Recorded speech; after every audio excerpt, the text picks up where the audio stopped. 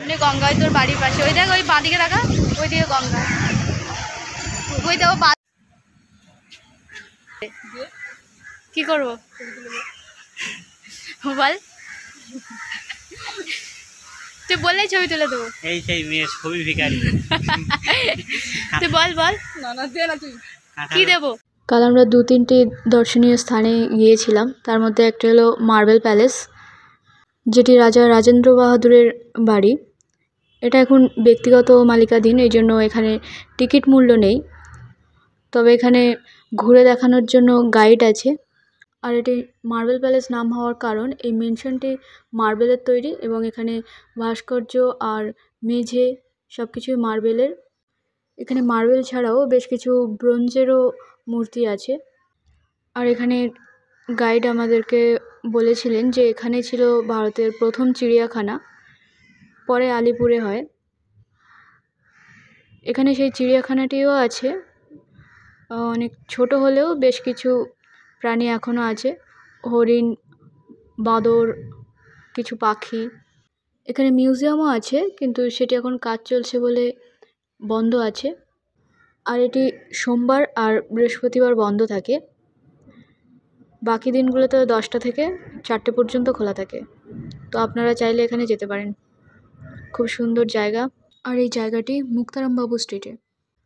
আর এই প্যালেসটা যেহেতু ব্যক্তিগত মালিকাধীন, ওই জন্য এখানে ফটোগ্রাফি নিষেধ আছে, ওই জন্য ভেতরে কোনো কিছুই দেখায়নি। আর এখানে যারা ঘুরতে যাবেন সাথে করে অবশ্যই কোনো আইডি কার্ড নিয়ে যাবেন, আধার কার্ড, প্যান কার্ড, যে কোনো কিছু নিয়ে যাবেন, তাহলেই ওরা ভেতরে প্রবেশ করতে দেবে।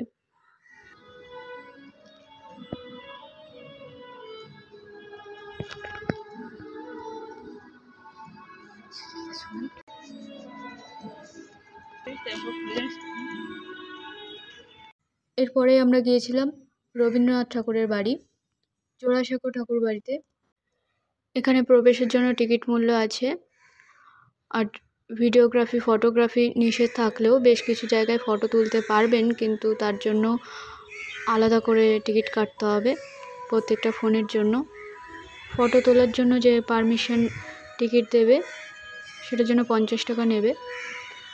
আর কলেজ পড়ুয়াদের জন্য 10 টাকা করে টিকিট, প্রাপ্তবয়স্কদের জন্য 20 টাকা করে। আর যারা প্রতিবন্ধী এবং পথশিশু আর 5ম শ্রেণী পর্যন্ত যেসব পড়ুয়ারা আছে তাদের জন্য একদম বিনামূল্যেই প্রবেশ। বিদেশি পর্যটকদের জন্য 150 টাকা করে, বিদেশি পড়ুয়াদের জন্য 100 টাকা করে টিকিট। সোমবার বন্ধ থাকে আর 10:30 থেকে 4:30 পর্যন্ত খোলা থাকে। তোরা এখন কোথায় যাবি সেটা বল। গঙ্গার ঘাটে যাবি বললি যে, তুই গঙ্গার ঘাটে যাবি না? কেমনি করছে না? আমার ফোনে তো অন্য কিছু উঠে গেল। নিয়ে আসবো রবি ঠাকুরদার দেখছি। হ্যাঁ বল, বিয়ের পরে বউকে নিয়ে আসবো।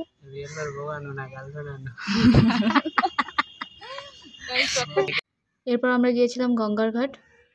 এখানে গেলে অনেক বেশি ভালো লাগে। এই যে অপোজিটেই দেখতে পাচ্ছ বঙ্গেশ্বর ধাম আছে, পুরো অপোজিটেই শিব মন্দির আছে, এখানেও যেতে পারো। এই জায়গাটা ভালো। আমরা আজকে আর যেতে পারলাম না কারণ আজকে অনেক ঘুরেছি, তবে আমি বঙ্গেশ্বর ধামে অনেকবার গেছি। এখানে জায়গাটা অনেক ভালো, শিবের 12টি জ্যোতির্লিঙ্গ আছে। এখানে গিয়েছিলাম 2বার আমি, এখানকার ভিডিও আছে, দেখতে পারো।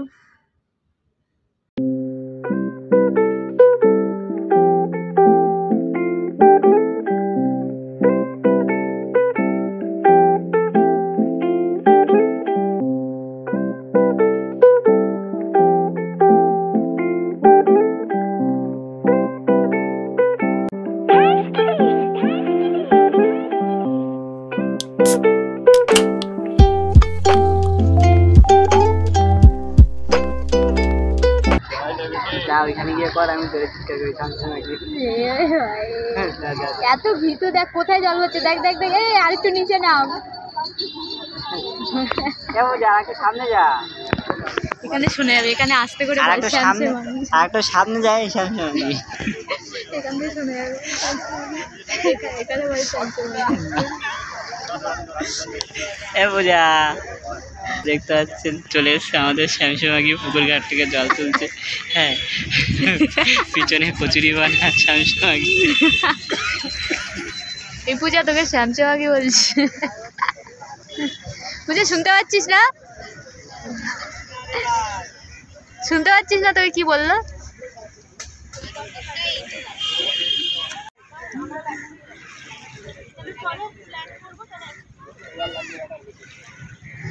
জামা প্যান্ট গোটাতে গোটাতে 1 ঘন্টা লাগে।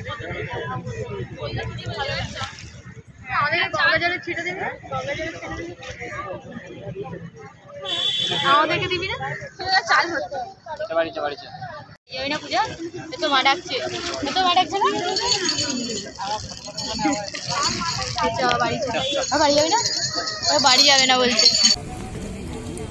এ নিচে নামিস না, এমনি পা ধো, এমনি পা ধুতে হয়।